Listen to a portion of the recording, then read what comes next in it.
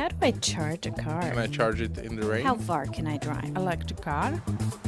What's a power grid? Is V2G possible? What is V2G? Do I get free parking for my EV?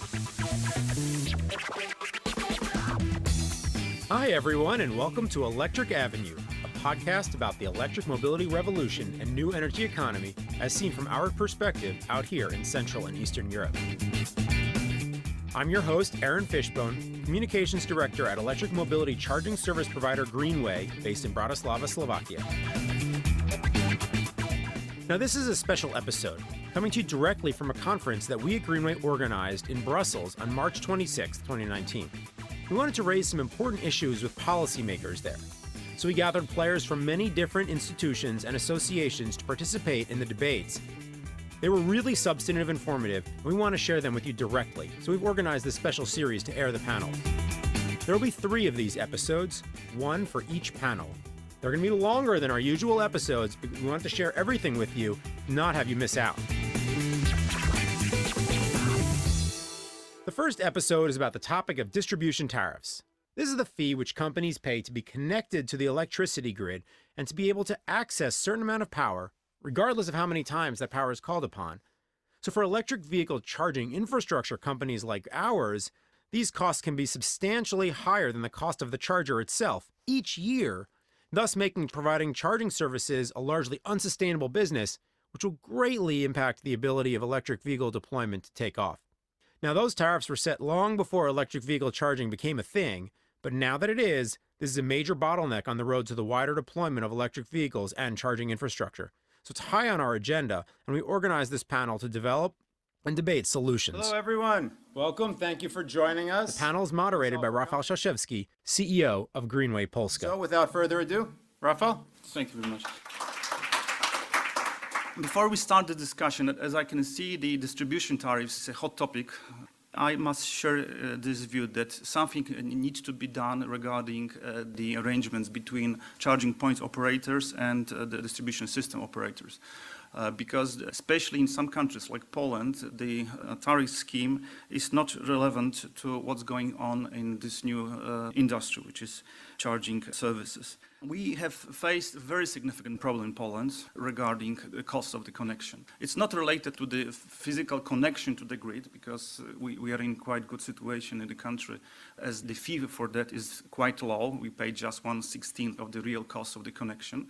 But then once we are connected, and even if the physical capacity of the connection is high, we must agree with DSO, contractual basis, what should be the capacity that you want to order from the grid. So in the agreement with DSO, we define it in kilowatts, and we must pay every month a fixed fee for every kilowatt based on this contract.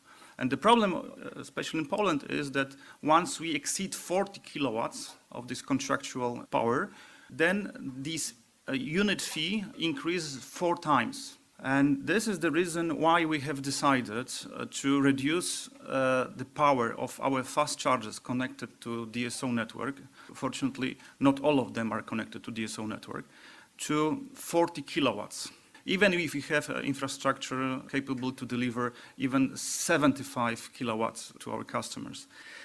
Which unfortunately means that we are not able to provide a service with the quality that is expected by our clients. But on the other hand, we are not able to cover a very high cost of the connection, especially at the moment when the market is just starting. In Poland, for example, we have roughly 2,500 electric vehicles, which means that most of our chargers are utilized at the level of 2-3%. And just to give you an example how much I'm talking about, it's roughly 400 euros per month per charger. Fixed fee paid even if no one charges at this charging point. Yeah? So this is quite significant operating cost for us. We understand the problem, and therefore we want to start discussion not only in Poland but generally in our region and Europe, what to do in order to solve the problem, which can help the overall growth of the electromobility. So we can start now our discussion. So let me invite here, first of all, Leila Sawyer from Smart Ian. The next panelist is Jan Bokora, then Jason Donk, and Maciej Mazur. Maybe let's start with short introduction. My name is Leila. I work with Smarten, and we are a business association based here in Brussels, working on European policy for digital and decentralized energy solutions. So this includes EV and demand response, aggregators, all kinds of technologies that can improve the flexibility of the energy system. Yes, so hello everybody, my name is Jan. I work for Inogy in Slovakia as a business development project manager, but previously I was also responsible for regulatory affairs, and I was working also with Euroelectric on the distribution system tariff report, so that's maybe what will be my inputs in today's discussion. So I'm Jason, I'm from Avere, we're the European Association for Electromobility. We have national associations from across Europe where we represent industry, EV users and academia. And for us, we're the one single voice in Brussels and in Europe representing the whole e-mobility value chain. I understand that the Polish Association is a member of your association. Yes, exactly. Okay. My name is Maciej Mazur. I'm managing director and the president of Polish Alternative Fuels Association. I'm happy to be here with you today. We are the largest association in Poland dealing with e-mobility, and we are doing quite a lot in this field, conducting some reports, publishing a lot, doing some pilot projects, as well as integrating the whole market that is close to the e-mobility issues. So let me start with Jan. You mentioned that Euroelectric prepared a kind of survey regarding distribution tariffs in different European countries. So what are the main outcomes of this report and how it can be translated into discussion about the tariffs for charging service providers? I would start, what was the aim of this study? Because I don't know, maybe a few of you read this study, maybe not. It was published last year in November. And our aim was to analyze the, let's say, the landscape or the situation regarding the distribution tariffs connected to producers in the European countries. And what was the result? Actually, we find out that there is a real mess regarding the distribution tariffs. Doesn't matter like in which region we looked at, but on the whole European level, there is really like a lot of different charging regimes. There are differences between DSO and TSO level. There are differences between individual DSOs in certain countries as well. So there is not even alignment on a charging regime within few countries. There are a lot of or very, very different regimes connected to the connection or the use of the distribution system. There was differences also related to ancillary services, network losses, taxes, levies, or as we call it, the other distribution use of system, or the G tariff, which is not very a popular term. So really, there is a lot of discrepancies between the countries, between the regions. Even individual countries aren't really aligned how to charge producers or any other subjects that are connected to the DSOs. Regarding the e-mobility, we also, during our survey or during our analysis, we also covered e-mobility and storage, but usually the outcome was that e-mobility is supposed or taken by the DSOs as a standard consumption or offtake point, so as a standard consumer. So there are no specific, different charging regimes than applied to the basic consumer. But we tried, despite the mess that was obvious, we tried to give some policy recommendations. And I think this applies also to any discussion related to e-mobility and special tariffs or on the distribution level for electric vehicles or for households with electric vehicle. Three main points or three main issues needs to be taken into account.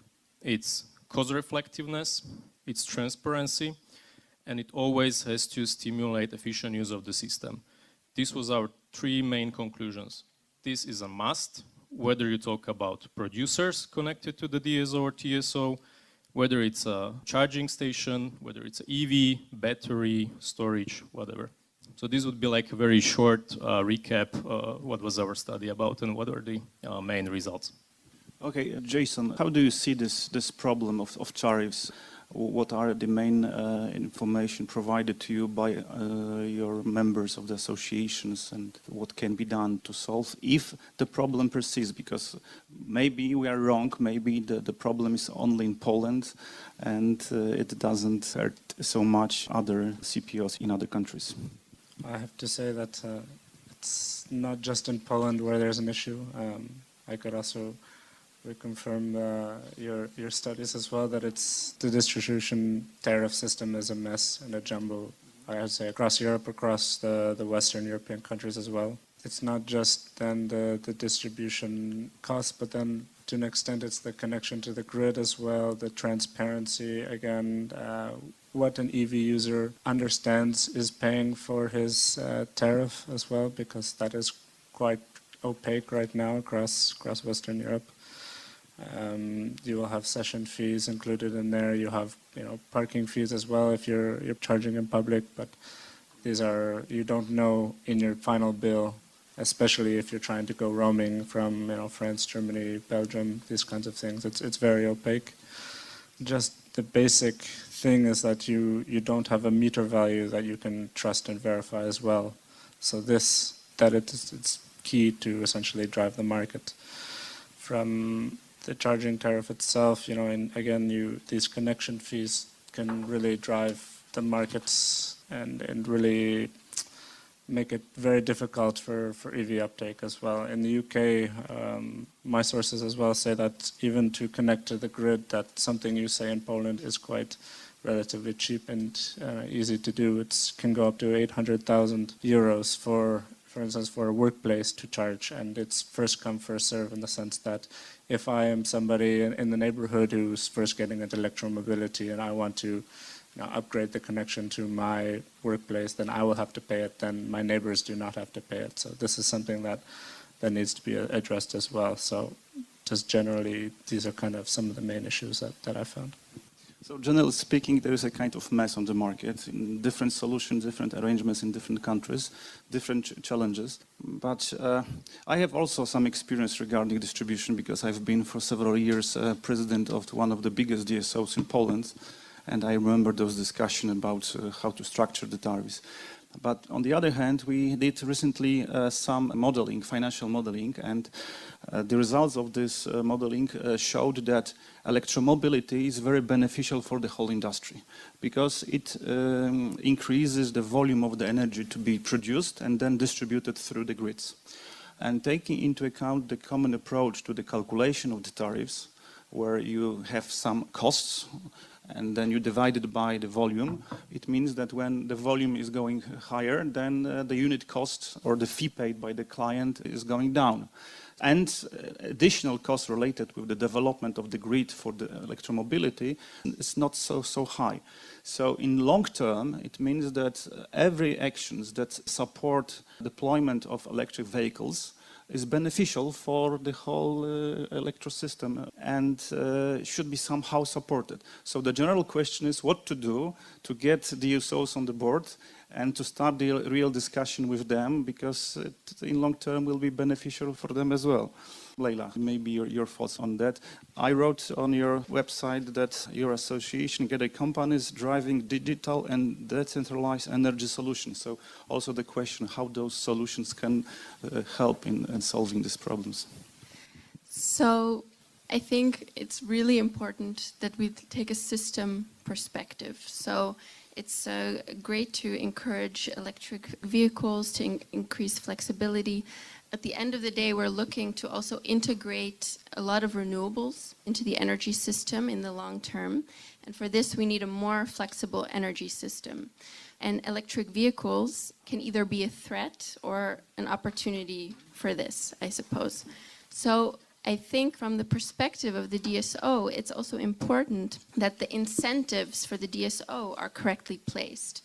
Because I understand that the DSO needs to recover the cost of the grid and make future investments.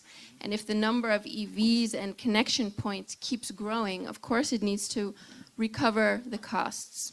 So then it's the question how you distribute these costs across society and who pays for it.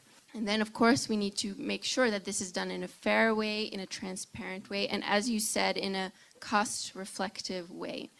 And to make sure this is done in a cost-reflective way, we need to not just look at the cost of one connection, but at the cost to the overall system. So if EVs are bringing down the energy cost, even if it, as maybe at one moment there's a cost to connect this EV, if it is bringing down the overall cost of the system, then this needs to be fairly reflected in the tariff that they are paying. So I think the first step is to make sure that also the benefits that EVs can bring to the system, and not just increased electricity use, but the increased flexibility they can bring to the system, that this is brought to the attention of the DSO, and also that this is then reflected in the tariffs. And then how you do that is still another question, but it's also this change in mindset to really bring this system perspective, that you're not just recovering your capital expenditure, but keeping the overall system cost low. So the key word here is flexibility. In Poland, and I think in most of the countries, the tariff system is not prepared to be flexible and to offer proper solution for changing situation in the electric environment. Because before we had a very simple situation. We had just generation, we had some uptakers of the energy with quite the same demand for the electricity during a day. And the situation was simple. And now we have producers of the electricity, prosumers. Now it's not simple anymore. Not simple anymore. We have charging points which are utilized just a few hours or even few minutes during a day. And so the tariff system doesn't reflect those new situation in the system. Jan, coming back to your experience, you are also working for Innogy. I understand also for the distribution part of the company. So how the DSOs see the future in the long term? They treat electromobility as a challenge, or it will bring some benefits to the system? What's the general attitude towards it? We see it in a very positive way. As was said, it's for us, it's a new, or for our DSO, because I'm representing more than just the DSO, it's overall group. It's like new consumption. So it means like the more volume of electricity goes through our distribution system, that of course it's better for us, then the tariffs go down. So yeah, of course, this is the positive effect. On the other hand, to a little bit adjust the big picture, there is also the issue of capacity planning and balancing, and overall the grid stability and the security of supply. We need to put this on the top of every discussion, because without the security of supply, charging stations won't work, light bulbs won't work, nothing will work. You know? But on the other hand, we see that e-mobility, if managed properly, if taken into account the benefits, of course, for the environment, for the consumers, for the society, but also manage in a way that the capacity and balancing and overall grid stability is taken into consideration, that of course it will have a very positive effect. So we also see it as an opportunity for us, not only from the point of view that we will have more offtake points in our distribution network, but also from the point of view of smart grid discussions and overall planning of the distribution system. So yes, we see it in a very positive way. And what about the problem of the last miles, and the real problems when a number of people having garages on the same street wants to start charging, especially at night when there is a drop in the tariff? What's your view on that, how to approach this problem? Yeah, that's about the proper management of the system.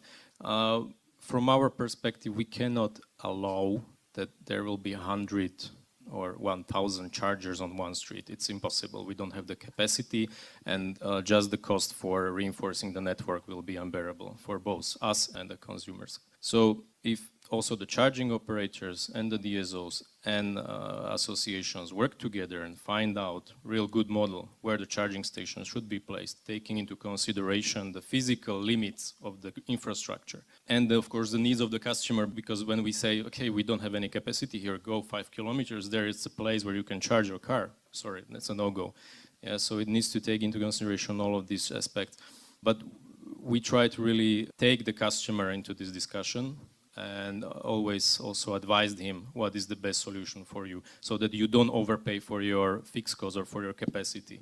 We try to be like the partner for the customers, not only with respect to e-mobility, but also to other issues like concerning his whole energy management and energy efficiency of the offtake points as such.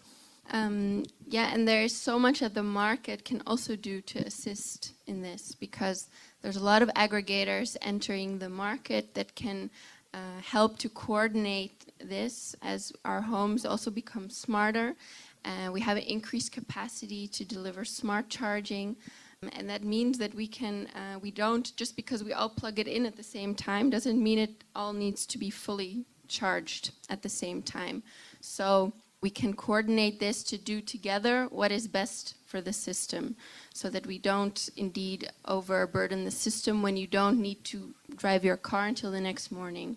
So I think it's indeed key that there's proper coordination at a local level, and at the same time that the market has a chance to respond to this. Jason, Jan said about proper communication between associations, DSOs, and other market players. So what would be your recommendations how to conduct this discussion in the industry in order to find out the best solutions for both sides? It should be led here in Brussels or locally in different countries. What's your view? I think I have to agree with Leila to an extent. It's going to be holistic, the future. It's going to be, you're going to need a lot of cooperation, because we have to stop looking at transport and energy in silos, because again, the DSOs will have to deal with the upcoming amount of increase in energy, not just from e-mobility, but from prosumers, from renewable energy sources. So we have to look at this in a very holistic way and look at it together to address these upcoming solutions as to how to deal with it. And I mean, whether it be European or local, it should be both. We just had, the final deal on the clean energy for all package. This will push time of use tariffs as well, which will help incentivize consumers to charge during off-peak hours, which will help the DSOs manage the uptake in e-mobility. So there's a lot of ways in which this will be addressed in the future, and it's not just something we need to potentially, and what has done in the past is this fearmonger over the uptake of e-mobility on DSOs and the impact that this will have. In some conversations in the past, I've had some very drastic suggestions in that we actually give the DSOs more power in terms of price setting, because right now, from what I've been told, is that the DSOs, if you want to, smart charge, if you're a company like Jedlix, it's a company that offers smart charging, and you're talking to the DSO cannot commercially incentivizing your consumer to go off-peak. They can, you obviously provide them the benefit with ensuring that there's not peak demand at peak hours, but they cannot, give the Jedlix, the official company, money to do that. But I'm sure there's potential pushback from some companies that may want to give more power to the DSO. So generally speaking, more holistic approach to this problem, not only about electromobility, but also other aspects of the system.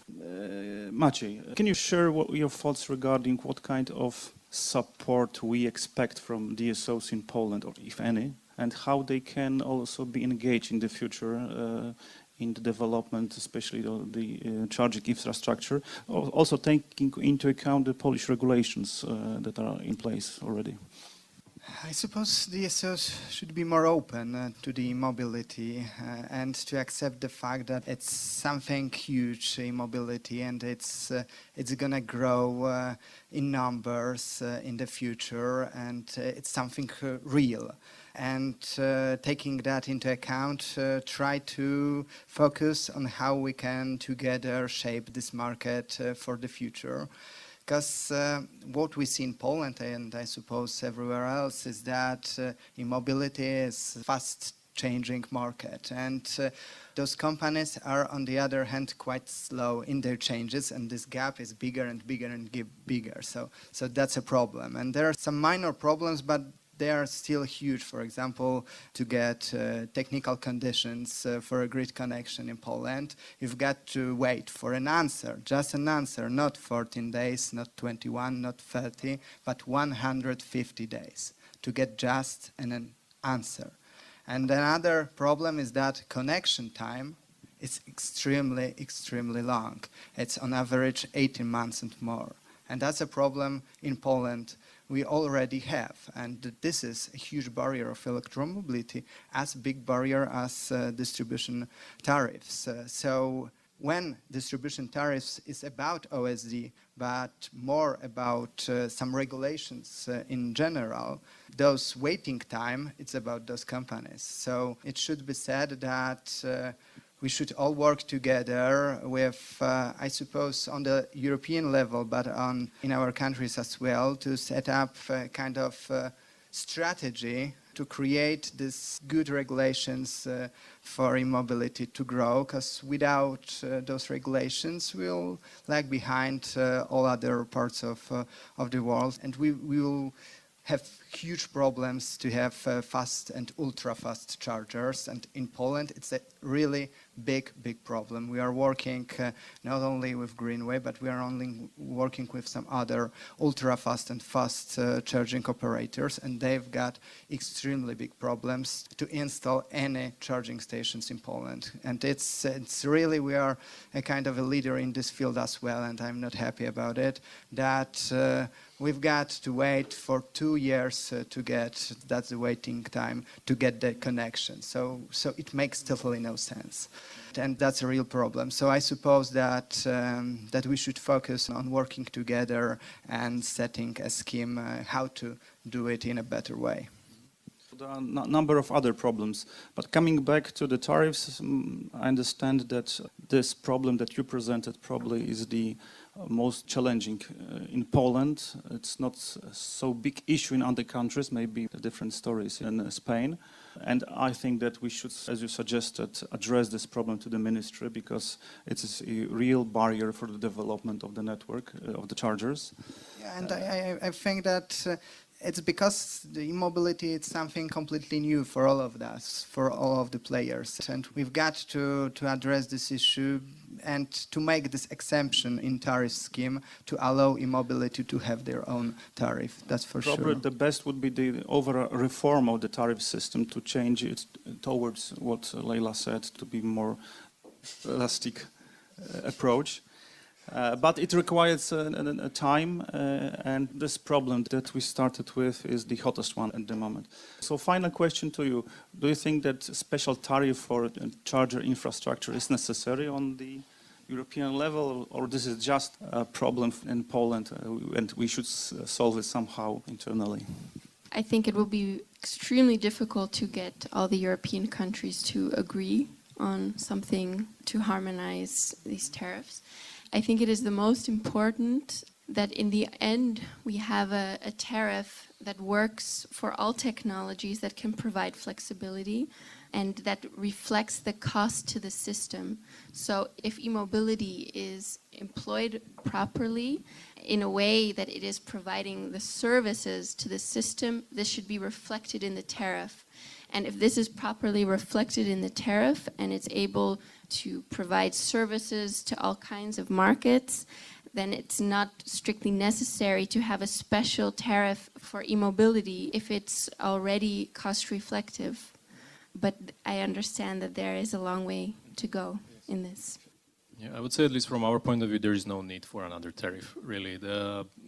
Honestly, how many of you know what's included in your price of electricity? Maybe no one knows, maybe few knows. Really, to each individual item, and there are a lot of hidden costs, mostly policy related, to support different kinds or different parts of the overall system. So creating another tariff for e-mobility, at least from our perspective, it's not necessary.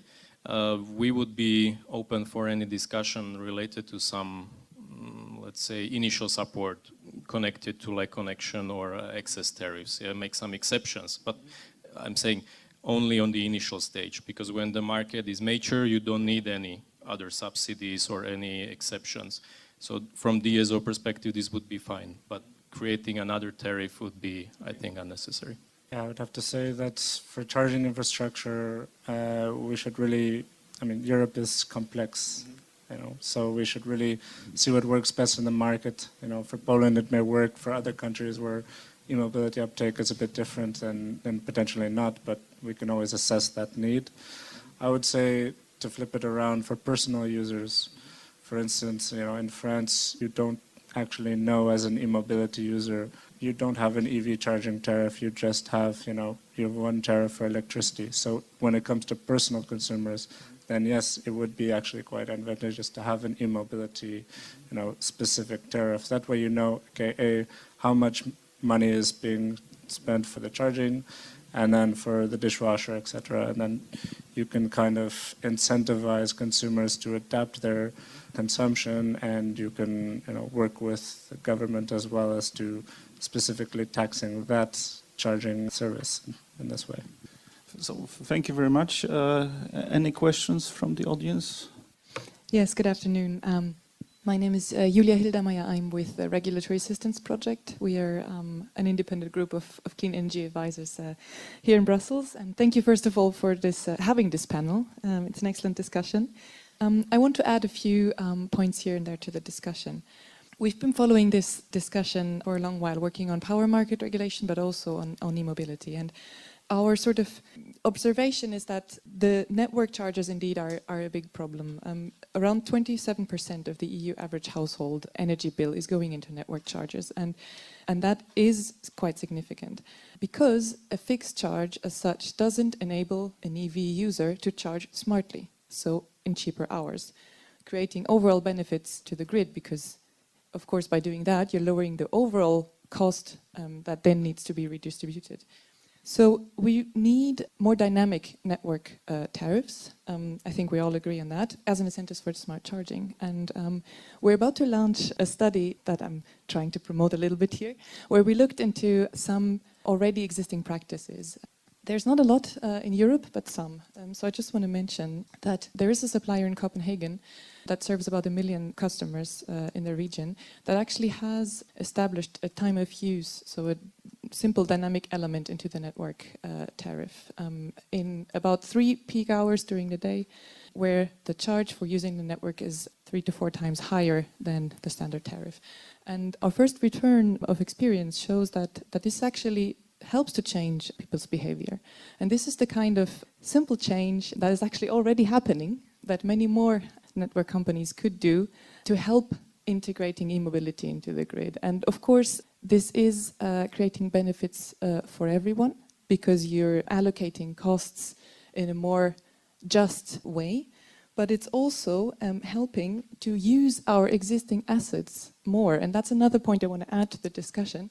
The networks that we have in Europe are underutilized in many cases, and we've done a study on that last year, looking in a bit more detail of that. So by directing charging smarter and to cheaper hours, we're actually making more use of already existing investments without needing to make more investments. And that's, of course, in the end, again, a win for everybody, not just for EV drivers. So let's make use of that, and I'm happy to talk about more examples that you can find all over Europe, but there's, of course, not enough yet.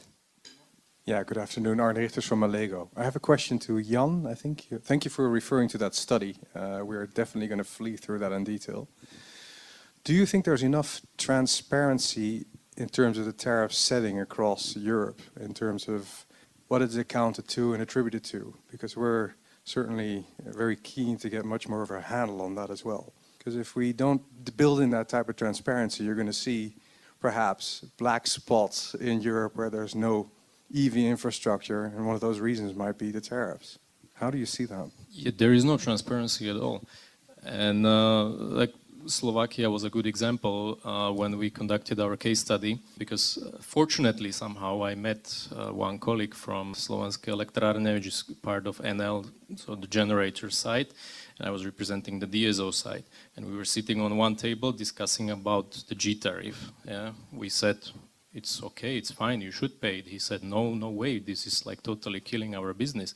And when we were digging deeper, like what were the problems, and then like other colleagues joined the discussion, we said like there is super untransparent landscape regarding tariffs in general, because producers, especially those active on the wholesale market, paying several tariffs on one market, which the other producers are not paying on the other market, but they are still active on the same interconnected wholesale market.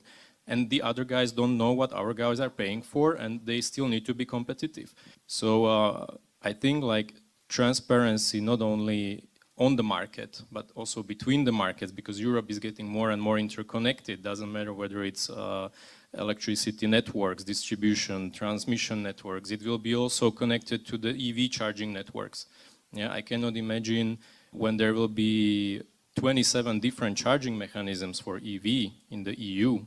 27? It's still 28 currently. Someone from UK here? Okay. When there will be totally different charging mechanisms for EVs, and now I'm driving from, let's say, Germany to Croatia, and I will be charged totally different prices in every charging stations. This will also not be a trigger for me to start using the EV more often, like on the more or longer distances. So I'm sure that transparency also means more open discussions between the policymakers and the DSOs and the charging point operators, everyone who is connected into the system. But we need to always keep in mind the overall system view. Not only, oh, I want this because this helps my business, but it hurts the other one's business. Yeah? So we need to keep some balance, create some balance and real transparency on the structures, on the discussions, and of course the regulations at the end. Sven Brink from Allego. Another challenge in building networks and rolling out charging equipment, and then especially 50 kilowatt upwards. You need to find locations, and you mentioned it, that was a big struggle in the start to get things rolling in Poland, and we do it for 20 countries, so we know what it is. It's difficult, and it's a challenge because the grid connection that you're requesting, if we go to high-speed charging, even bigger volumes of connections that we need, you need to depreciate them over the length of the contract period. Normally, a grid connection was done for a business or an office or a house. You get the connection, and as long as the house stands or the business is there, it functions, even with a transformer. So it's been generally depreciated over 40, 50, sometimes even 60 years. But if rolling out a network, if I get to a site owner and I ask a contract for a site for 60 years, he's going to look at me very differently. And he says, I'm not sure if I'm going to do that. How do you see that challenge? How do you think we can resolve that? Because these costs the grid operators are charging us are basically an old-fashioned model based on, I'm there, and I'm going to stay there, I'm going to use it for the next 100 years. Any solutions? I give the word to my colleagues. I don't know, I really don't feel really like the best expert to answer this question, so if anyone has better answer than this. I'm definitely not an expert, but from what I've been seeing at European policy discussions and stuff like this, we're pushing grid operators both at DSO and TSO level to increase capacity anyways, coming from the energy sector. Again, renewable energy, prosumers who want to have higher connections because they potentially want to put solar panels on the roof, and again, e-mobility. So we have to incentivize the DSOs and the TSOs, the whole system, to phase out or allow more these substations and the grids essentially to handle the foreseen capacity. And I feel like this is what will be pushed in through the network codes and these future discussions. So if that's going to happen anyways, then, you know, might as well force them. I may only refer to the Polish example, as we said already, that there is a new regulation in the country where DSO, in fact, pays for that because we pay only 1/16 of the cost of the connection. But it is done in a way that at the end the DSOs pay and then other clients connected to the network. I think also because part of the fee that we are recovering, we have different ways to recover fees, but we are also looking forward at prospective costs for the system. So first of all, I think we need to make good planning how many of these connections are needed, and then we can think what is a fair way to distribute these costs. I don't know now what a fair way is, but if this is bringing benefit to all of society, to have electric vehicles, we also somehow need to find a way to carry this in society that is not unfairly burdened to one party. So I don't have now an answer. My members would not be happy if I now gave one answer, but it's clear that we need to have a long-term approach to what the realistic future needs of the system are. Yeah, I think, Sven, you really hit the nail on the head. I mean, this is exactly why we wanted to have this panel discussion at this event in the first place. I mean, if we bring it back to what this event is, this is the closing event for an e-mobility project. And what we've learned now after 3 years of deployment is that the tariff structure that is in place for electricity is an extremely outdated one, which is not really taking into account the power needs of electric mobility. So this is clearly a problem that we're facing. Whatever the solution is, not necessarily going to come to today. And in fact, in researching this panel and this group, we found that this debate is starting to take place in many different communities. So that's how we got the diverse perspectives of the panelists mentioned here. Also other organizations, EDSO for Smart Grid, Solar Powered Europe, within subsectors of Euroelectric, Platform for E-Mobility, and I'm sure there are many other organizations that are starting to have some variant of this debate. It's a problem for us, it's a challenge, something needs to change. We wanted to contribute to that debate. That's why we organized this panel. Thank you all for participating. But clearly, it will be going on for a long time. We're having it, you're having it, and you can imagine every other CPO is having it as well, as not going anywhere anytime soon.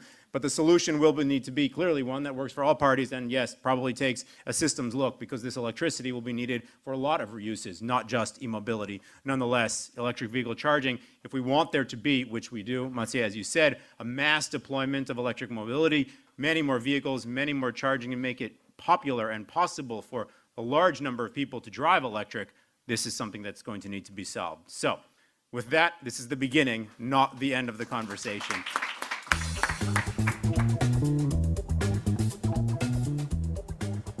That was the debate from Brussels. It was very illuminating to get such a range of perspectives from both the e-mobility and energy sides. It's clear that with so many more needs and more demand for electricity, not just electric vehicle charging, but more broadly, that even with smart grids and smart charging, this is a complex topic that will be under discussion for quite some time yet. We will have 2 more special episodes from Brussels coming in the next few weeks, one dealing with infrastructure financing, and another with energy storage and the role of charging point operators in the energy system. They're excellent and highly informative, so you won't want to miss them. If you want to learn more about the conference, I'll share the link in the show notes.